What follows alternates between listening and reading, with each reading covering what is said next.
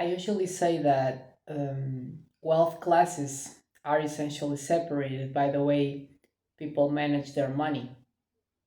And in fact, this is true. So, what actually separates people is the way they put the money they have. So, when you have mid class and lower class with the money in the bank, then you have the rich people investing the money. So, this is why they never go below in class, and this is how people from mid class and lower class can actually go to the rich class.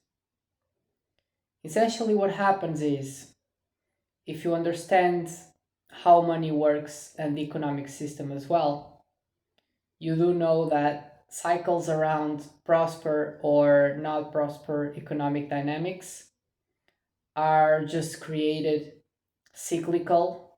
So you have up cycles and down cycles.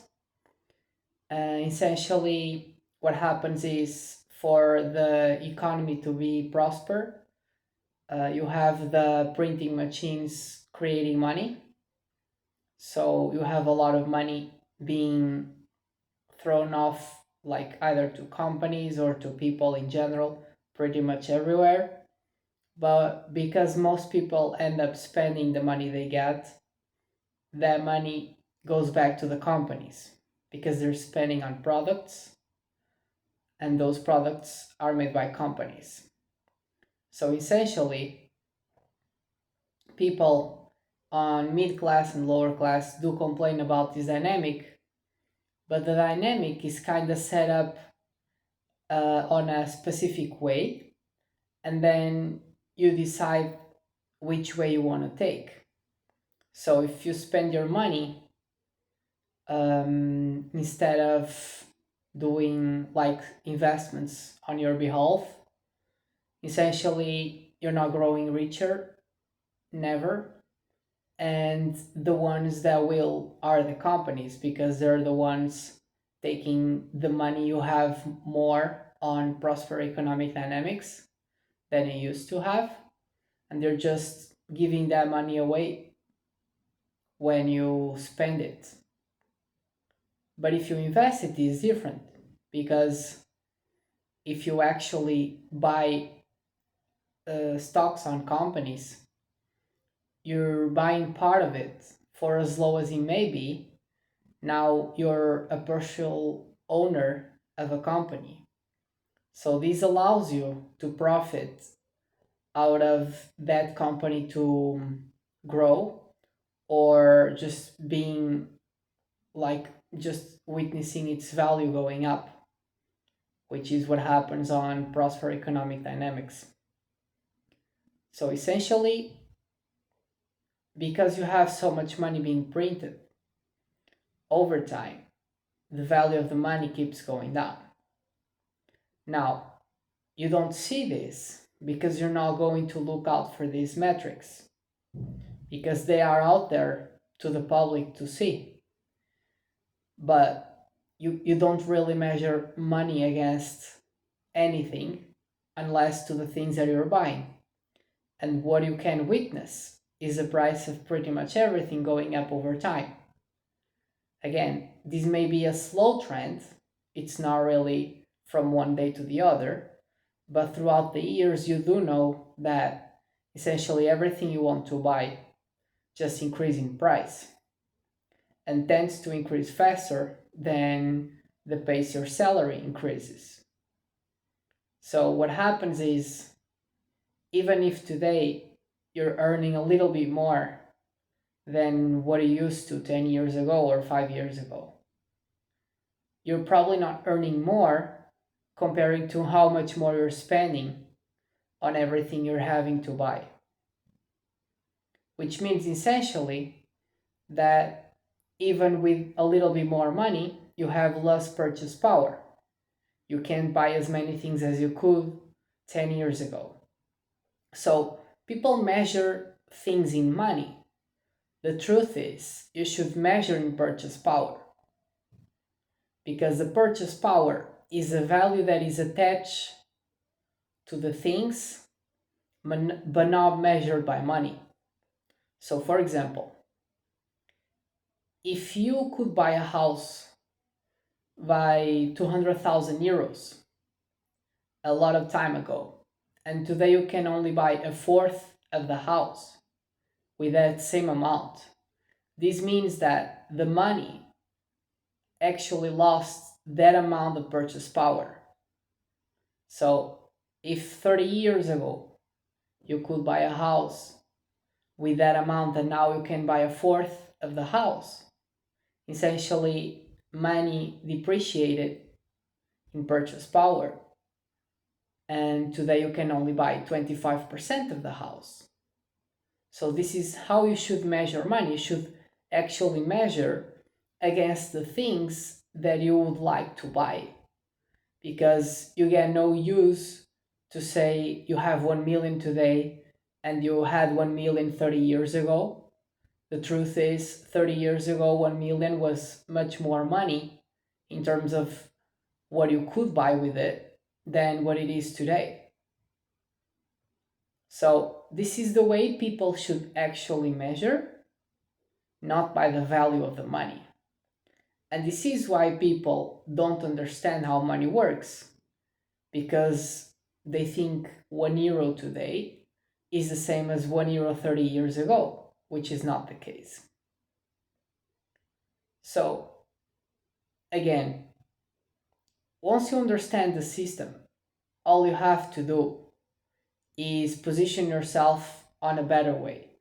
And what you know throughout time is that essentially you have the money value going down, so you're losing purchase power by holding cash from a long-term perspective. And what appreciate over time is essentially the company values. So any stock you could buy tends to be increasing as long as the companies do well. And then you have the crypto investments as well. There's people going for that too. But could be properties as well. So everything that is considered to go up in price over time is technically an investment for you to consider.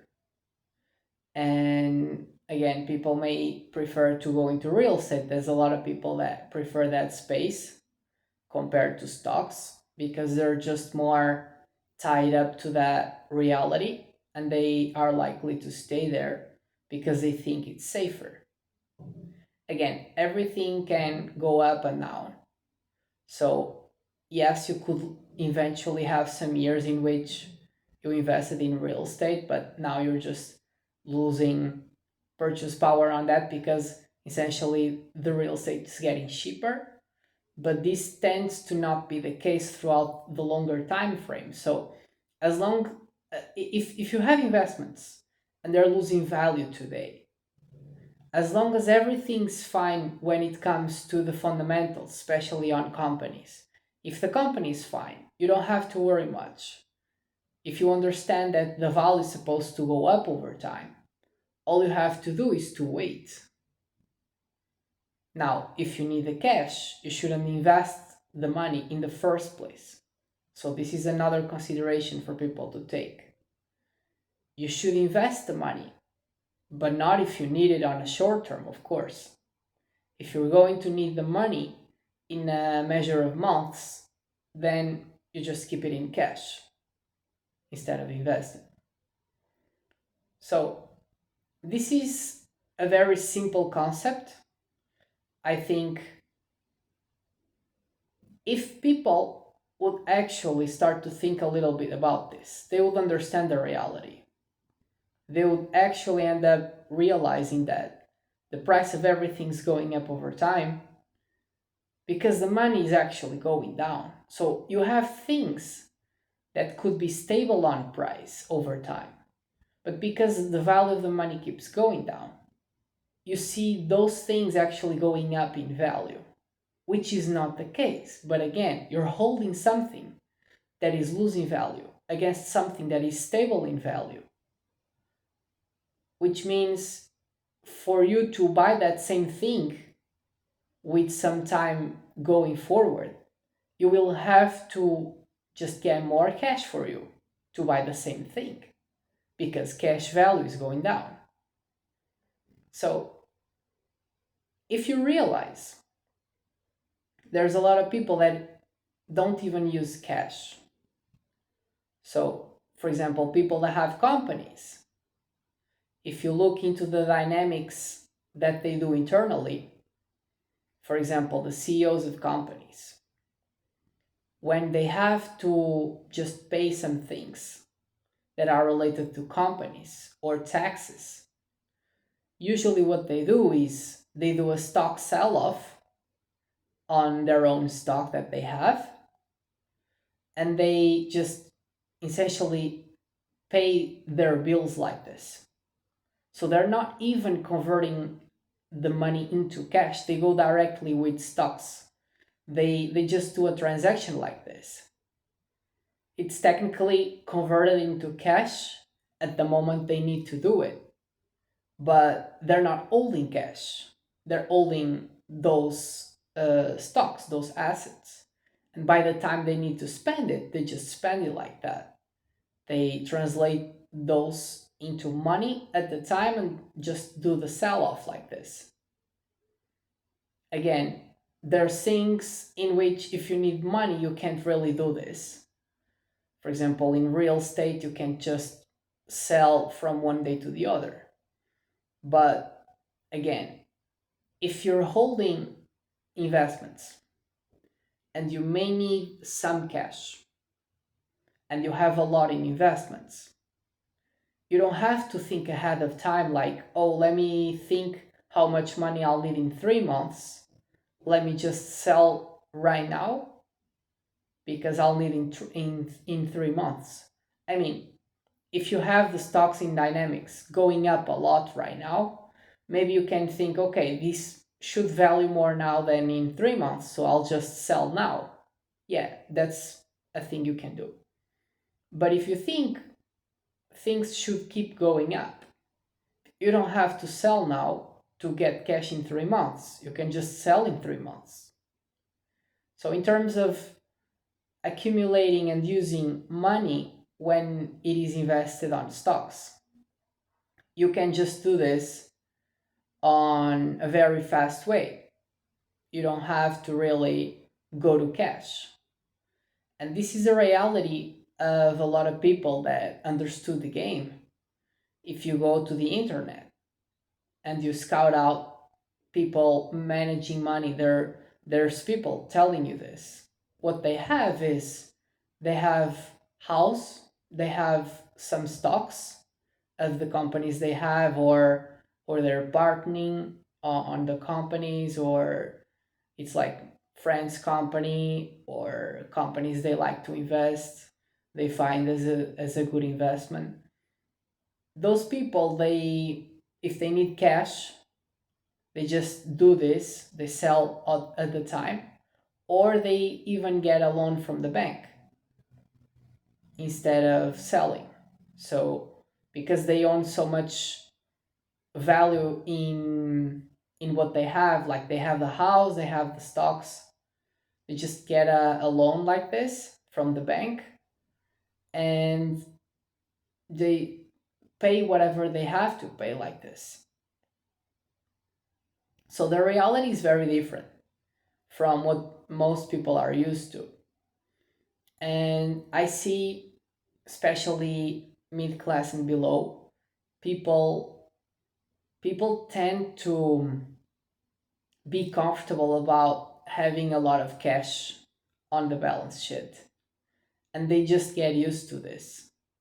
I think this is the worst thing they can do because you're just holding something for a long period of time that is losing value over time. So you have people holding cash on their bank accounts for 30 years. This means that the money you have there, by the initial time you put in to the time you have it now it's only 10% of what it was 30 years ago.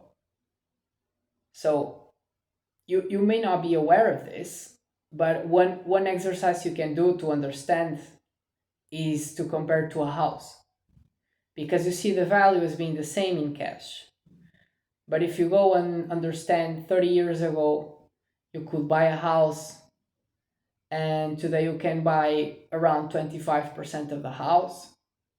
That kind of tells you how much you lost in purchase power by holding cash for that period of time.